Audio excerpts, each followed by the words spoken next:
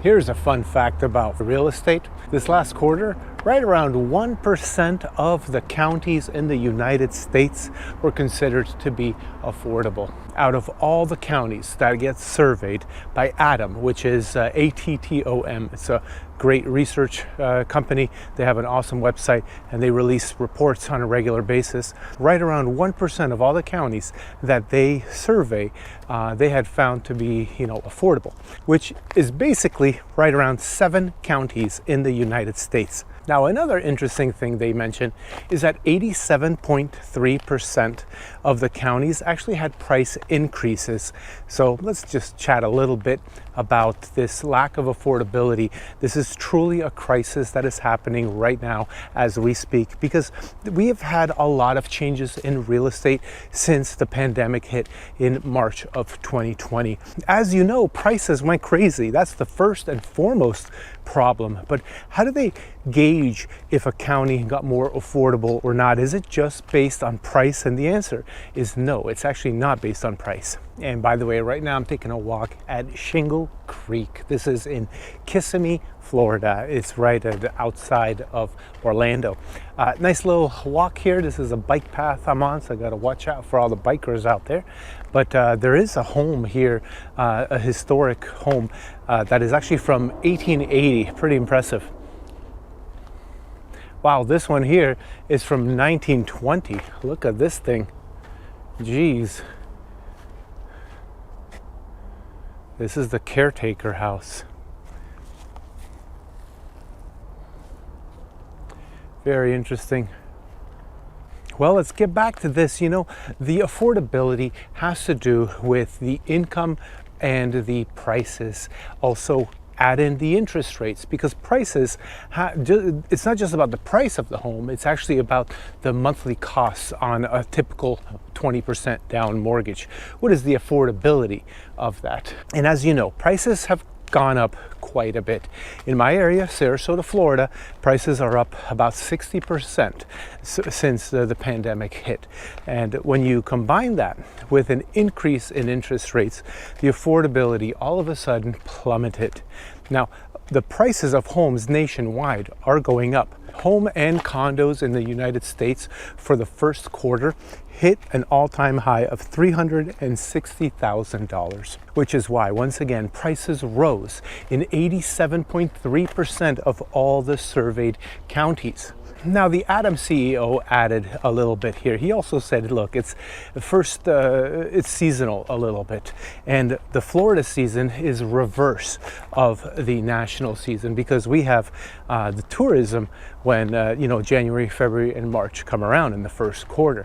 But for the other places in the U.S., they have a non-seasonal situation during that time, because it's the middle of winter and not many people are trying to be moving in the middle of winter. But really, it doesn't matter, because when it comes to a typical payment on a house, we are once again at record highs, and this is contributing to what they are considering unaffordable. It's currently at $2,114 per month. That is unbelievably crazy, because when you take into account all the prior mortgages, the old mortgages that we had, and then you add all the new mortgages and you average them up, and you end up having $2,114, well, then you got to ask yourself, what the heck are the payments of the new ones, the ones that are locking in at 7.5% interest rate? Unbelievable numbers. And the prices have not come down. Are they going to come down? Great question. Let me tell you truly what I think. And I'm just going to be talking about single family homes in the United States. I'm not going to be addressing the condo market in Florida, because that's a whole shit show by itself. So let's talk about what could happen in the near future. Let's just call it the next 6 months or so of what we can expect in terms of the average housing costs. So first of all is our interest rate. First and foremost, we are currently expecting a interest rate cut, which is great news for anyone who's thinking about buying a home. But unfortunately, it's probably not going to be significant. And it's also going to be in like 2 months from now in September. And that's if it happens. If all the reports that keep coming in from the Fed keep showing up the way that we're expecting them to, okay? So when it comes to the actual interest rate, where it's at today and where we're expecting it to be, it's not going to be much different. So I don't think that the affordability is going to improve very much. It will improve just a little bit. It's going to go from like 7.25% interest rate to like 6.75, 7.0. It's going to be a Mickey Mouse cut. That's it. It's a joke, okay? Now, we might get another one in November or in December. Now, I know that the current administration, they want to lower it, right? But not at any cost. They want to lower it once we hit inflation at 2% or less. And we are trending down our inflation rates right now, which is great news. But it's kind of like the rates are going to stay higher for longer. That's what they've really been saying. Mostly because the inflation has not come down as fast as they were expecting, as fast as they were hoping, or anything that's looking promising. It's just slowly ticking down.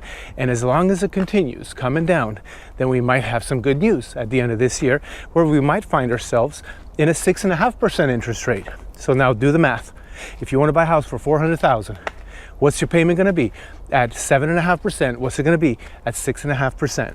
You can use a mortgage calculator, figure it out, and see if that's actually worth waiting for you to buy. But if we have a very drastic decline in the inflation rate, then great, then we're going to have a bigger drastic reduction in the interest rate. Now, let's just dream for a second. Let's say we get to 5% by the end of the year. What's going to happen? Is it going to be more affordable? And the short answer is not really. But let me dive in just a little bit deeper, because if you're thinking about buying, this really is important to you. If we have a drastic reduction in the next 4 months of our interest rate to 5%, there's going to be a lot of people, including you, who are considering buying, that are going to come out of the woodwork, like right behind me, and you're going to go and figure out, let's buy this house. You're going to make an offer, you're going to buy a house, and inventory is going to come down. And what happens when we have too many buyers, not enough sellers?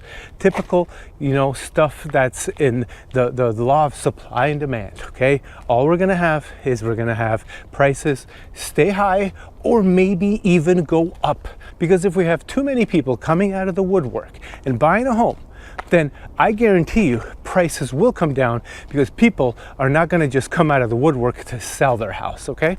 Some will, but I think the demand is going to surge much faster than the supply will. And right now, the supply is at an equilibrium level, at least in my county. In Sarasota County, we're at right around 5.5, 6 months of inventory, and I don't see any reason why that inventory would jump. One of the big reasons for that expectation is that we had 50% of the people buying homes in the last 5 years buy them with cash. So they're not dependent on interest rates. They just have a bunch of cash sitting around, and they wanted a house, so they bought a house. They don't have to sell just because the economy is not doing too well. They don't have to sell because inflation is high. They just want a Florida home. So they're not going to sell. It's going to take a particular situation, a particular problem for people to, get off their butt and list their home for sale.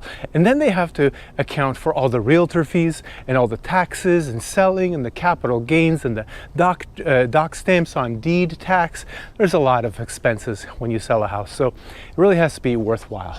Now, out of the 7 counties that ended up being a little bit more affordable in the last year, I'm going to name 2 here. Number 1 would be Manhattan and San Francisco. And now, I don't know why they included Manhattan and San Francisco as counties, because I believe those are cities, not counties. So I'm a little confused, but this is what the report says. However, let's talk about where you are going to have a hard time meeting affordability. They say that the Northeast and the West Coast led in unaffordability. I'm a little surprised. I thought it was going to be Florida. I thought it was going to be the Sun Belt, because Florida has the highest insurance rates out of all the states, and also it's not getting any better. We might have had a few new carriers come into the market, but unfortunately it's not getting any better. Wow, look at this. I just want to show you, this is part of Florida, part of the nature and beauty. Florida. Some call this a swamp, but well, maybe it's a swamp, okay? Maybe it's a swamp. It's really nice. They build out these decks for us to take walks on. I really love living here. I gotta tell you, if you're considering moving here, reach out to me. My contact info is below because I'm a real estate agent, and no matter what area of Florida you're looking at, I might be able to help you. And if not, at least I can put you in touch with someone who might be a local market expert if you're looking for something really specific. Also, if you're looking for a deal and you're ready to pull the trigger, call me. I am a deal finder. I'm an investor as well. If you want to get an investment property, let's talk, because I've been investing for over 20 years and I love the investing game. I love rental game. I have numerous triplexes, duplex. There's numerous properties in my portfolio, and I love getting people excited about investing in real estate. It seems to always pan out in the long run, as long as you can survive any downturn that may happen, which could happen.